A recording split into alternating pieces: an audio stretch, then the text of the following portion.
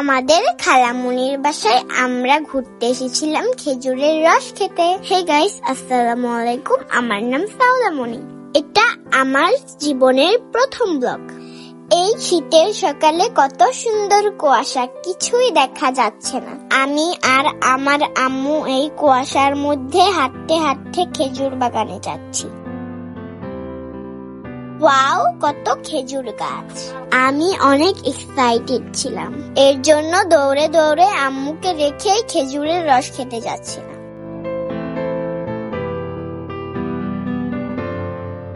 অবশেষে আমরা খেজুরের রস খাচ্ছি। প্রথমে আম্মু খেয়েছে, তারপর আমি খাচ্ছি।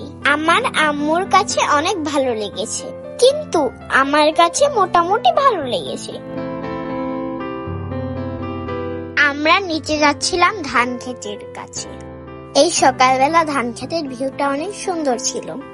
এই ধান ক্ষেতে অনেকগুলো সাদা বক ছিল, যা কুয়াশার জন্য ক্যামেরায় দেখা যাচ্ছিল না।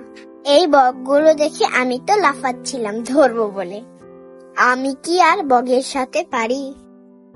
আমার তো আর পাখির মতো দুটো ডানা নেই। আমার আম্মু বলছিল, সাউদা চলে এসো, পাখি তো আর ধরতে পারবে না, চলে এসো। আমার ভিডিওটি ভালো লাগলে একটা লাইক এবং সাবস্ক্রাইব করে দিবেন।